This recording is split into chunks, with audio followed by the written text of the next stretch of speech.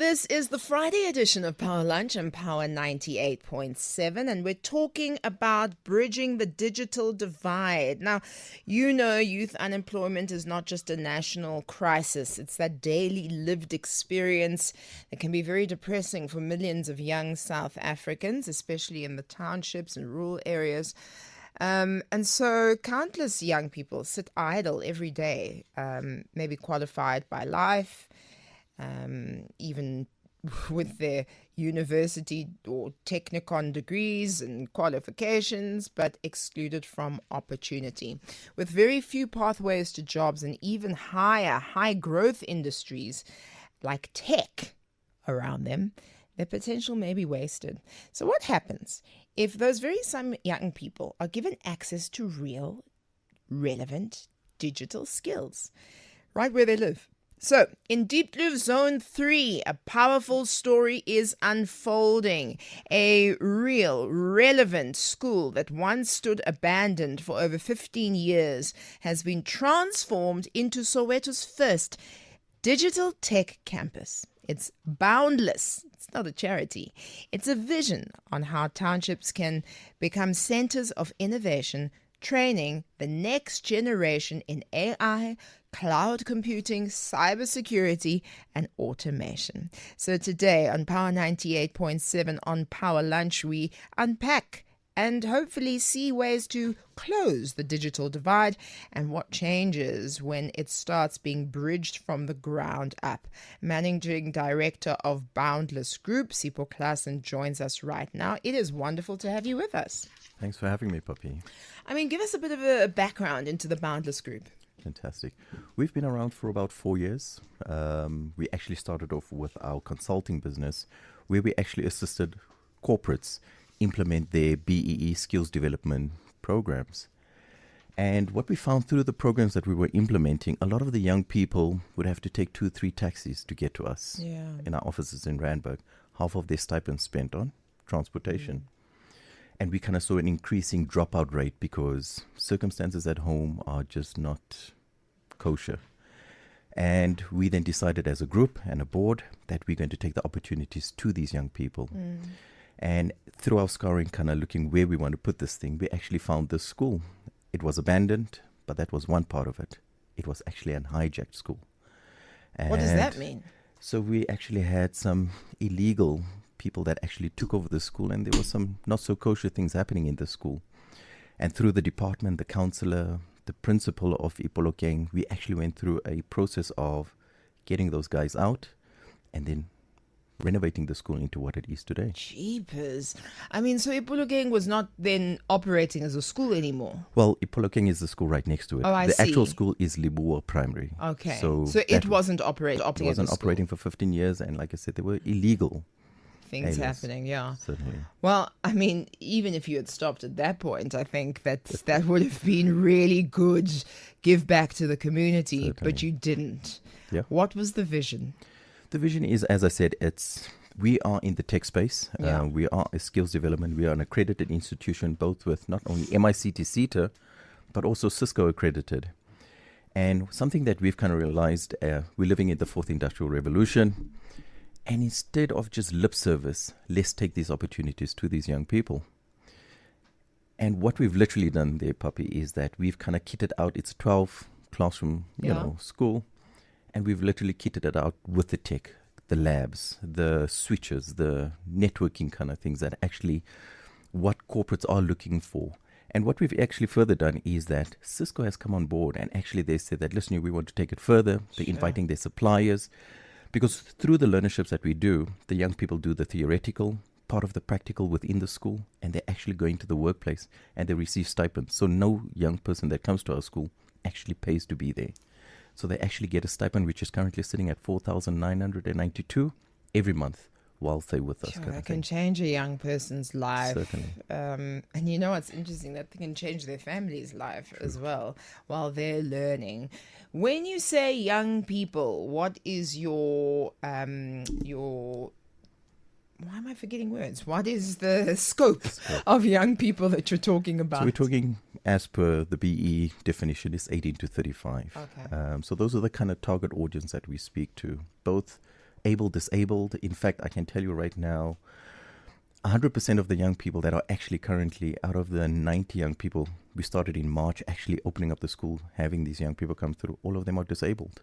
Amazing. And 90% of them are female. So it's actually amazing how women in tech, or actually these young women, are interested in getting into the space. And I'm glad to say that, or privileged that a center like this actually creates that environment where young women can come in and actually explore a male-dominated industry. I think what's also very important to note is we always think that tech or the development of tech is so far away from us. Certainly. And we can only be consumers. We can't necessarily be creators. And so perhaps you can tell me some of the stories anonymously of people who really have had their eyes opened and their lives changed, and how they come back and feed back to you. Certainly. I'll tell you, for example, when we launched it in March, the interest that has grown since then. We actually have one particular partner that works with us. She's an executive in a particular organization now, but she started off on a learnership. And what we had is we have certain career days where we have these people coming back and actually speaking to these young people to tell them that, listen here, I once was where you are, kind of thing. Amazing. And actually you can see how these young people lit up when they actually hear the story, because they can relate, and they can put themselves in that person's shoes and vice versa, kind of thing. So we actually also do certain immersions where we take these young people to companies, because one of the things that we found is that it's not a lack of talent, it's a lack of exposure. That's it. And we believe, as an academy and a group, we want to take these young people so that they can actually see what a network or a server room looks like. Because everything is just theory, and you expect them to can see it, and they can't. So immersions is a big part of what we do. So actually when we do these immersions, it's amazing how these, just the world opens up. Yeah, of course. That's exactly what the emergence is for, what exposure is for. Certainly. And I think in many ways that's why, as young South Africans, there's a lot of stuckness, because we just haven't been exposed to what can happen in the world. And then the beauty of tech is that it makes the world tiny, and we can see things, we can VR things, we can AI things, and it's really incredible. So of the many skills that there are in the tech world and the boundlessness of the Boundless Group, what do you train your young people on? So what we do is we have our qualifications. All the programs that we do are actually SACO accredited, NQF aligned, because as I said, we MICT to accredited. So that forms the basis that at least when somebody's there with us for 12 months, be it in the theory or practical with us, or in the workplace where they actually get the workplace experiential learning, they must exit with something. But we see that far too many. Our universities are churning out these young people, qualified people, but they just go back in. Big part of what we do is also, there is the practical component where we actually have partnerships with corporates. If you take in on a X number of young people, absorption, we want jobs to be created. And that's a permanent job that gets created at the end. But it's not only about jobs, Pabi, it's also about entrepreneurship. For example, I'm going to take a simple tool like Canva. We can actually see young people using a tool like Canva and creating invitation cards in the community for weddings, for birthdays. And it's also kind of spurring that on. And that's their business. And that is their business. Amazing. And again, that opens up new worlds for them in terms of just what they can do with that. They can do banners, branding, and start their own kind of thing. So entrepreneurship is a big part of what we're trying to push at the campus. I keep thinking album covers, because everyone's making an Amapiano album. Certainly. Album covers is there, right? There is a view that comes up from time to time about kids in rural areas, kids in peri-urban areas, and then, a township, for example. This view says, oh, Sipho, those are very high-end skills. I mean, are the youth here even ready for that? What say you? Very much so. As I said, it's not a lack of talent, Papi. It's really opportunities. That is what our young township kids actually need, kind of thing. If you look at the kind of investments that have been coming into South Africa through the Microsofts, the Ciscos into AI and that thing, it should tell you something.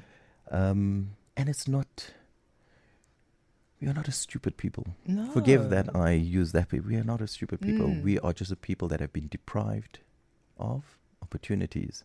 Our parents, unfortunately, weren't exposed to that, then therefore they cannot expose us to it. But I think we live in a very different age now, where we live in this digital age where you can actually research things. You can YouTube in and watch all these kind of things. And really, that's what we're trying to do over there. We're that stepping stone, the early stage kind of thing. And from there, it's just a springboard. And that's what we really see ourselves as, a springboard. Let's talk about it. 0861 987 000. Bridging the Digital Divide. We're speaking to Managing Director of Boundless Group, Sipho Klassen. And in Deep Blue Zone 3, a very powerful story is unfolding. Sipho has explained to us how the school has stood abandoned for many years, and they have come and transformed it into Soweto's first digital tech campus. It's called Boundless, and it's not a charity. It's just a vision for how townships can become the center of innovation, training, and making sure that we're not just participants or purchasers, but we are involved in creating AI, cloud computing, cybersecurity, and automation businesses across our country. So you can give us a call there, and you can also send us a WhatsApp on 083-303-7093. Tell us a little bit about your experience. I know that you're a visionary entrepreneur and strategist, and you are known for transformative work in education and innovation and grassroots employment and empowerment. And I like what you said before, because it kind of tells us exactly who you are, that you are deeply rooted in the belief that talent exists everywhere. So by putting the school in Deep Blue Zone 3, I grew up in Deep Blue Zone 4, by the way, so this is close to my heart, right? Definitely. You're offering opportunity, and maybe you can take us a little bit back through your life story, and show us how you got to this kind of open-minded thinking and visionary. Papi, I think I consider myself very fortunate in the sense that I had parents that were very forward-thinking, and possibly opportunities were afforded to them. And as a result, it kind of put me in a position where I was kind of thing. And with that being said, travel was a big part of my growing up. And again, the exposure. And if I look at, for example, with my little ones, what I'm doing is the gift of travel. And it's actually something I read on a British Airways flight once upon a time. Oh, yes? The gift of travel. And again, it's, with that being said, coming back home, growing up in Cape Town, I grew up on the Cape Flats in Cape Town, and going to visit cousins back in Guguletu or Enyanga or Kailicha. And you could always see, the them and the us. Yeah. The haves and the have-nots, you understand? And I think very early on, I've decided that education was going to be the space that I was going to kind of go in. I might not have gone through become a teacher or something like that, but I've kind of worked in the education space very early on in my life. I think that is where I started. And having worked in the SETAs, having worked private, both public and private. Yes. And I think that's where it kind of got shaped. And I think very early on, I decided this is what I want to do, make that difference. I'll tell you a little bit of a story, what happened. We kind of had this organization, and we placed a couple of young people at a coffee shop. So a big part of what we did was internships, very similar to what we are doing. And I actually had the opportunity to speak to some of these young group. It could have possibly been 20, 30 young people at the time. Many years later, I've got an office right next to it, and I go into this coffee shop not knowing that the very young person that we placed there is the branch manager now. Is still there and has worked their way up. All the way up. Amazing. And I actually sit down, and he comes up to me and he says, "You might not remember who I am, but I do remember you. Your organization actually gave me the chance. And today I am where I am and who I am," kind of thing. And that kind of, I think, set me clearly on the journey that I am on the right track, and this is what I've kind of been destined to do, kind of thing. So yeah, so that is why I do what I do, and that is why I venture the road less traveled, going into Lesotho and doing the kind of investments that we make over there. Absolutely. Grab your headphones there. Managing Director of Boundless Group, Sipho Klassen, is in studio with us, and we're talking about the launch of Soweto's first digital tech campus to tackle some of the youth unemployment issues that we have in South Africa through IR skills. Dumi is on the line with us. Hello, Dumi.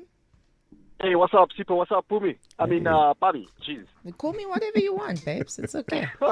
How's it, Dumi? Apologies. It's okay. I'm all right, thanks. Hope you guys are all right. I'm just saying that I like the topic just because it touches on some of the major issues that, really are going to impact the next 20 years, domestically and internationally. I think it's more a connectivity thing, there isn't really much infrastructure, especially in the more rural areas where even if you do have a smartphone, unless you're buying data, there isn't really like a place where you can go that gives you access to some of these things. So, you stay in the suburbs, you have access to fiber, but unless you have data, there's not really much else you can do, I think the infrastructure as well is really important because in order for you to access this knowledge, you need to be connected onto the internet. So it's unfortunate that things are the way they are, but I love this initiative because it's at least, getting the ball rolling. And hopefully, you can get some support in terms of physically digging up and installing some of this infrastructure so that, people in the more rural areas have more access and connectivity that will allow them to take advantage of these AI tools, Definitely. Thank you, Dumi. Thank you very much. And Sipho, how is that being handled in your organization? In fact, it's just amazing that Tumi touches on this. Just this morning, I kind of was having words with a particular service provider about fiber. We're currently using rain over there, and it's quite a big investment because we've had to put quite a few of the rain routers down, just coincidentally. We've been waiting 3 months just for the fiber line to come in. And really, and it's a thing that we're not going to give up on it. We've been pushing, and literally I escalated and I said, I want to speak to a manager today. I'm not asking for a freebie. I'm asking for something that I'm going to pay for. Why is it taking this long in a place like Soweto? It's your core service. So it's amazing that Tumi just touches on that. It's so spot on that. Yeah. That just the lack and I kind of get this unwillingness to make things happen in townships from big corporates. If I'm understanding and then expanding from your statement, so to your school, I kind of have a sense that fiber then would be available to around the school as well, so people can start getting fiber contracts, etc., which will be great. And they're giving you a tough time with your schools. Certainly. Other places, I'm assuming Soweto's not very fiber connected. Well, that's the sense that I get, Papi. Because as I said, 3 months. And literally just this morning, I was sitting with our IT guy and I said, listen, we're going to escalate it.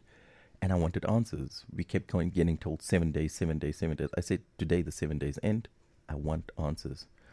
And suddenly, you've got a ticket number. Somebody's going to get contact with you in the next week or so. So I think there's still a bit of work that needs to be done, both at the big telecoms kind of end to make, if we're serious about township economy and, pushing our people forward, they need to come to the party. Do you think that on policy level, on government level, there also needs to be changed? We were being told about 4IR, the burgeoning, or it's coming up. When we were all using ChatGPT, we were in 4IR. So I didn't quite understand is there another 4IR coming or what's going on? So is there enough understanding there in the public sector? And do you think at policy level changes need to be made? Papi, I do not let me not speak of possibly a space that I'm not too familiar with in terms of what happens in the corridors of government or those kind of things. But what I can tell you on the ground, it's not there. I really believe that a lot can be done. And I cannot see why it has not been done. when, for example, the school right next door to us, we kind of, part of our investment in the community, we actually gave the school tablets. And the youngsters around there kind of thing, there is just no computer labs, just nothing happening over there. Or if there is, they're using kind of outdated versions of machines and software. We just make our young people more irrelevant in the market. So they come out there and they say, yes, I got some computer skills, but they're still kind of working in the Stone Ages kind of thing. Sure. I just feel that a lot more can be done. And I hope this is an initiative that kind of opens up to say what can be done. And not necessarily only where we are, but I mean, if another corporate says, let's get into Tembisa, let's go into Google. Of course. So and Soweto's huge, eh? It is. Like Soweto itself, people coming from where Tladi to Deep Blue, that's a distance. So if in every part of Soweto there was something like this, that would be incredible. Papi, I'll tell you. So what happens is that security is quite a big thing for us. Of course. I'm not going to kind of play that down. Yes. And we've had kids come as far as Shoshanguve, actually knocking on See the what I'm door saying? where they see Yeah. this. So the need is out there. They're hungry. They want this.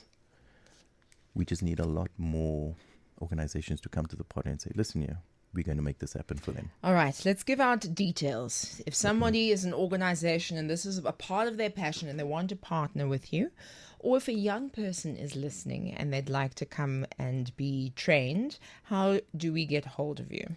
Our socials are always the best because we've got a team that actually manages our socials. So it's Boundless Academy or Boundless Consulting, either one of the two. They definitely can reach out to us. LinkedIn, Twitter, Facebook. Our office line is 087 265 1236.